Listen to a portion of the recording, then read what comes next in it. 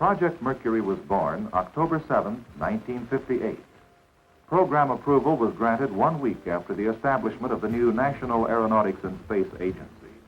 Program mission: put a man into space, orbit him around the Earth, and recover him safely. Program requirements: select a suitable launch vehicle, build a spacecraft, and train men to fly the space mission. The program began at once. A space task group was established to manage the program and direct the efforts of a team comprising the armed forces, other government agencies, and leaders of industry across the nation. Within 4 months, contracts had been let for the provision of launch vehicles and for the design and fabrication of a spacecraft. Selection of applicants for space flight training was also initiated. And so it began, a program of engineering and development almost unprecedented in its technical scope. For manned application, there could be no compromise of reliability. All components, each system and subsystem, must endure stresses and environments hitherto unexperienced. Aerodynamic heating, for instance, which can raise the temperature of a vehicle re-entering the atmosphere as high as 3,000 degrees Fahrenheit. There were problems in the early days of the program, but there were significant breakthroughs, too, such as the evolution of a special shape for the Mercury spacecraft. First, the shape, then the size and weight of the spacecraft were determined. Large enough to contain all the necessary systems and a man, small enough to fit the airframe of the launch vehicle. The weight, well within the lifting capabilities of the vehicle selected to insert the spacecraft into orbit, Atlas. Originally designed as an intercontinental ballistic missile, the Atlas needed structural modification to carry the Mercury spacecraft. Also, an adapter for the upper conical section. This work was undertaken together with a vigorous program of static testing. Also being tested was the Redstone rocket. This launch vehicle, developing 76,000 pounds of thrust, was selected to boost the spacecraft into a suborbital ballistic flight path and thus qualify all systems for later orbital flights. Like the Atlas, the Redstone vehicle was modified for manned application. The Mercury spacecraft, the heart of Project Mercury. 9 feet tall, 6 feet in diameter at the base. Weight over 2 tons at launch. Its shape, design, construction, and function are for a single purpose: to carry a man into space, orbit him around the Earth, and return him safely. The metal used for the basic shell inner wall is titanium with a strength of steel at half its weight. Another high-grade metal, called Rene 41, is used for the outer surface shingles, which are corrugated for stiffness and then bolted to the spacecraft frame. The cylindrical end of the afterbody, covered with beryllium shingles, houses the spacecraft's parachute system. The dish-shaped heat shield, designed to withstand re-entry heat through ablation, consists of several layers of laminated fiberglass resin. The slow melting of this material acts to dissipate re-entry heat. As the hardware was prepared for spaceflight, so too was the most important system, man. The problem of selecting pilots to represent the United States in space was approached from the same uncompromising direction. From all of the active duty pilots in the Navy, Marines, and Air Force, the service records of 473 test pilots were selected for review. 110 met the basic qualifications. Each must be a graduate of a Navy or Air Force test pilot school, 1,500 hours of flight time, qualified in jet aircraft, an engineering background, younger than 40 at the time of selection, and 5 feet 11 or less. The National Aeronautics and Space Administration asked 69 Navy, Marine, and Air Force officers of the 110 who qualified to come to Washington for a briefing. They were interviewed, tested, and asked to volunteer for the Project Mercury mission. 6 were discovered to be too tall. 16 declined. And 47 volunteered. 32 were asked to continue through a series of capability tests which would indicate not the best man in the group, but the various degrees of qualification of each man. Laboratory studies were made in each physiological area. As military pilots, these men had passed yearly flight physicals.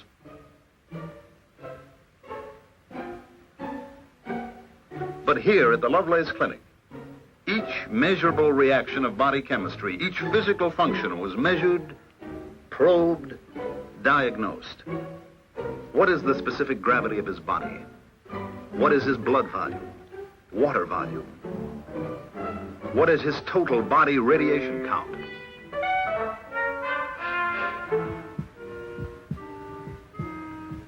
We are listening to his heart.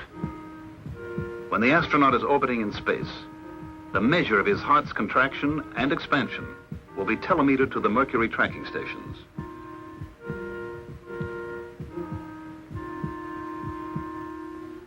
After a week of examinations, the candidates were sent on to the Wright Air Development Center in Dayton for stress evaluation and psychological tests.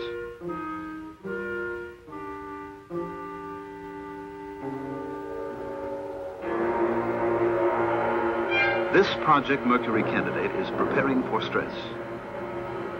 The weight of 8 gravities will thrust upon him as he rides the human centrifuge.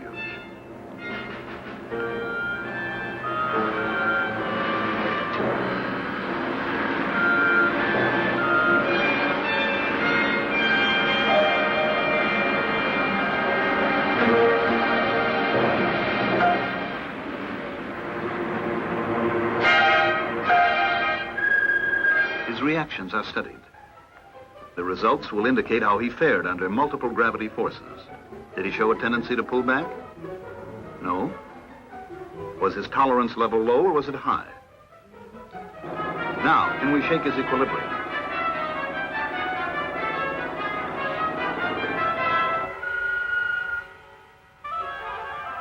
How does this affect his pulse and blood pressure? And what about his mental balance, his imagination, his personality, motivation? How does he see the different problems of living? And how has life affected him as an individual?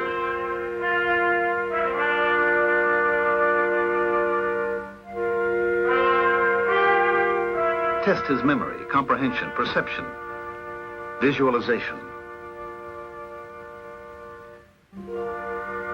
Ask him to describe himself in 100 different ways with a battery of tests. Now, take him up to 65,000 feet for 1 hour in a pressure chamber.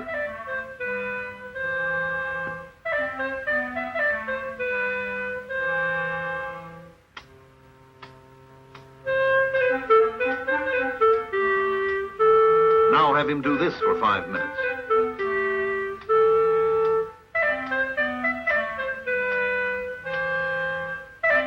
Then ask him to take a walk.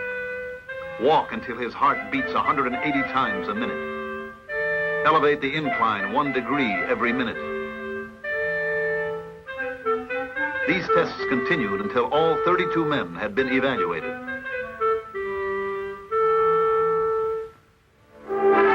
Seven men emerged from this competitive purgatory as the Project Mercury astronauts. At McDonnell Aircraft, they saw a model of the space capsule they would ride into orbit. They sat in the cockpit for the first time. This is the beginning for each of them. Captain Donald K. Slayton, United States Air Force, age 35, from Sparta, Wisconsin. Lieutenant Commander Alan B. Shepard, United States Navy, age 35, from East Derry, New Hampshire. Lieutenant Commander Walter M. Schirra, Jr., United States Navy, age 36, from Wardale, New Jersey. Captain Virgil I. Grissom, United States Air Force, age 33, from Mitchell, Indiana. Lieutenant Colonel John H. Glenn, United States Marine Corps, age 38, from New Concord, Ohio. Captain Leroy G. Cooper, Jr., United States Air Force, age 32, from Carbondale, Colorado. Lieutenant Malcolm Scott Carpenter, United States Navy, age 33, from Boulder, Colorado. These officers were detailed by their services to report to the NASA at Langley Field, Virginia. Here, the National Aeronautics and Space Administration Space Task Group, under the direction of Robert Gilruth, had organized a training program for the astronauts. They were excellent students, and they had a realistic and tough-minded approach to Project Mercury. They had to know all the answers. Here, they discussed the flight tests. In the flight program, they would ride both the Redstone and the Atlas boosters. But a man would not ride either booster until the full test program was a success. The schedule included first instrumented capsules, then capsules with a monkey aboard, and then one of the 7 would go into space. The schedule also provided for the problems of flying near the Earth. They must maintain their proficiency in high-performance military aircraft.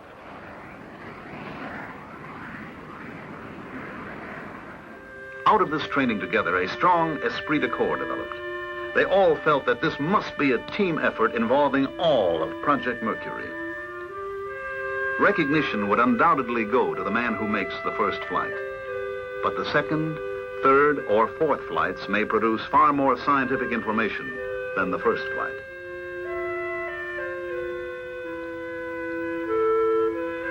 Soon, all of the astronauts were busy qualifying themselves for space flight. They rode the human centrifuges of the Air Force and the Navy.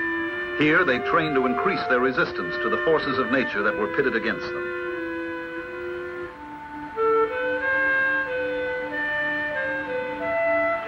But each new experience, each small physical or mental victory was backed up by hours of classroom work. The time had come to select the pressurized flight suit they would wear. All of the suits tested were air-conditioned, had an attachable helmet, and would protect the pilot from heat and from the deafening 155 decibel noise of the blastoff. To get the feel of space flight controls, this trainer at NASA's Lewis Research Center in Cleveland demonstrates the possible motions of a capsule in space.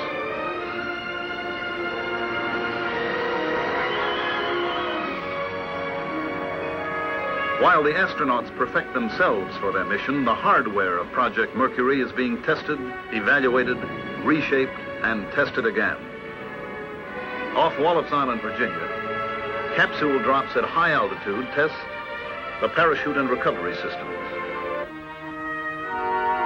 The astronaut riding his capsule will land in the Atlantic recovery area off the coast of Florida.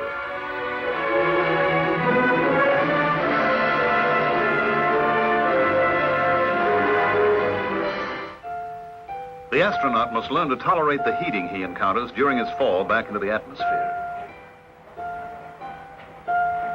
These quartz tube lamps produce great heat.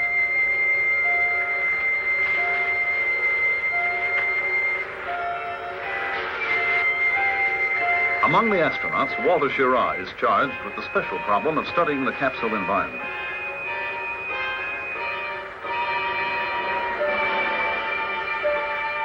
To be able to take this physical beating, these men must be conditioned like athletes.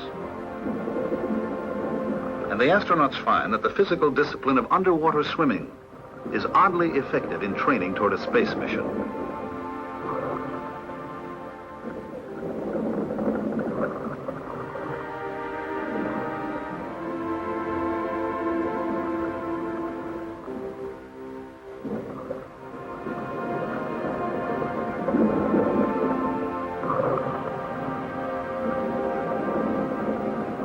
Navy Underwater Demolition Team 21 at Little Creek, Virginia, supervises the instruction of the astronauts. Al Shepard and Wally Schirra have just completed a half-mile swim by compass course to the beach. Underwater swimming, aside from being an excellent physical conditioner, accustoms the astronaut to a forced breathing discipline and closely approximates the condition of weightlessness, which will be encountered in orbital flight. Before the flight of human American astronauts in suborbital Mercury project tests, a chimp named Ham took the first ride. Let's take a look at the story of that first 16-minute rocket ride. The environmental control system in the capsule is tested in a pressure chamber, and the chimpanzees are subjected to the same pressure and oxygen conditions that the astronaut will encounter when manned flights begin. One at a time, the chimpanzees are acclimated to the couch and the spacecraft through simulated flights in the pressure chamber. reactions of the chimpanzees to the pressure chamber tests are carefully studied as their training continues. Originally selected for the MR2 flight because of their physical and mental characteristics, the chimpanzees turn out to be willing pupils, and they quickly endeared themselves to Project Mercury personnel.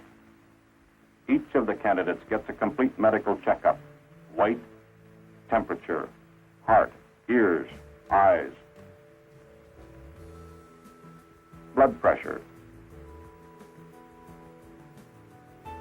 throat.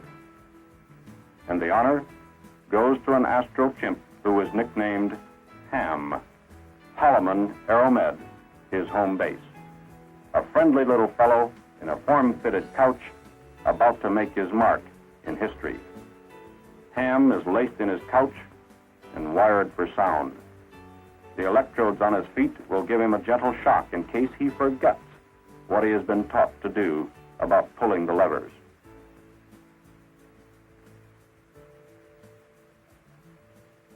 But Ham learned his lesson well. The red lever at least once every 20 seconds for the red light, and the white lever for the blue light.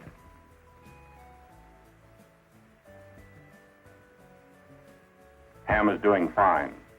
Next step, a dress rehearsal. On the MR2 flight, Ham is a stand-in for the astronaut.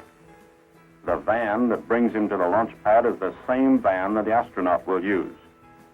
Ham's form-fitting couch is like the one the astronaut will use.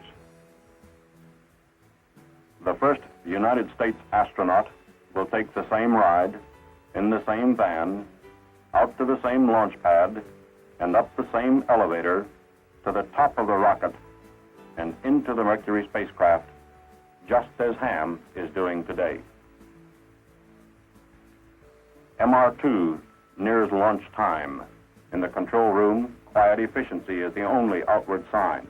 The flight director presides over the countdown. 4, 3, 2, 1, 0. Fire, liftoff.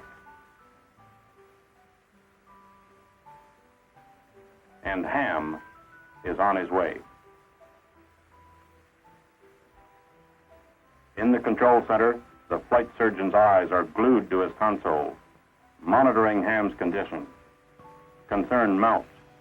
Ham's heartbeat and respiration climb fast. MR2 now leaves a visible trail, and it is flying faster and higher than it should. An abort condition is indicated. Something is wrong. But with the abort system operative, the Mercury craft begins to behave exactly as programmed. The Mercury craft landed farther downrange than programmed. The abort system worked, but Ham sustained 18 G instead of the normal 11 that was expected. But Ham is fine, and MR2 was successful. Test objectives were achieved. Mercury systems worked in space. A man could have made the trip into space and back safely. MR2 was a significant milestone on the highway to man's flight into space. On the morning of May 5th, 1961, the primary goal of Project Mercury came sharply into focus. 3 successful unmanned flights had proved that the Redstone launch vehicle and spacecraft were ready for manned application. Today, the ballistic mission would be flown once again, but this one, Mercury Redstone number 3, would be different. For Navy Commander Alan B. Shepard, the countdown had begun months earlier. From the day he was selected to be the first American to attempt suborbital space flight, he had undergone 40 separate simulated flights. 3 days ago, he had stood as he stood now when the flight was scrubbed for weather. But today, May 5th, the weather was go. The launch vehicle and the spacecraft, named Freedom 7, were go. The launch pad crews and downrange recovery forces were go. As the launch and flight of Freedom 7 were monitored by Mercury Control, it became apparent that all systems were functioning perfectly. At 5 minutes and 14 seconds after launch, at a peak altitude of 116 statute miles, the retro rockets fired, and astronaut Shepard in Mercury spacecraft Freedom 7 began his long plunge back to Earth. Astronaut Alan Shepard, the first American to achieve spaceflight, was successfully recovered from Mercury spacecraft Freedom 7. His recovery, and also that of the spacecraft, completed all the mission objectives of Mercury Redstone number 3. The next step in the program was to confirm the mission's success. 2.5 months later, a Mercury spacecraft was once again prepared for flight. This one was slightly different, having an observation window for attitude reference and recognition of ground checkpoints. Another new feature was the explosive-operated exit hatch. The astronauts selected for the Mercury Redstone number 4 mission, Air Force Captain Virgil Grissom, entered the spacecraft at 3:58 a.m. on the morning of July 21st, 1961. 3 hours and 22 minutes later, MR4 was launched. Primary flight objectives were, as before, familiarize man with a brief but complete space flight experience, including the liftoff, powered, weightless, and landing phases of the flight. In addition, effectiveness of the spacecraft window was to be determined, and the explosively actuated hatch was to be flown for the first time in a manned spacecraft. 2 manned suborbital missions had been accomplished. Project Mercury was now ready for the big one. The Mercury Atlas space vehicle, which was to put the first American into Earth orbit, had already undergone 5 unmanned flight tests, of which 2 had failed.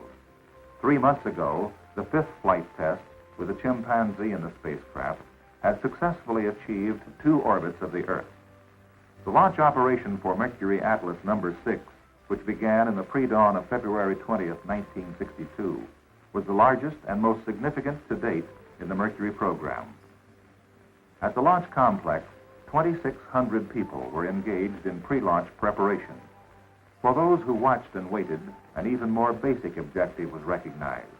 Our nation was about to meet the challenge of manned spaceflight.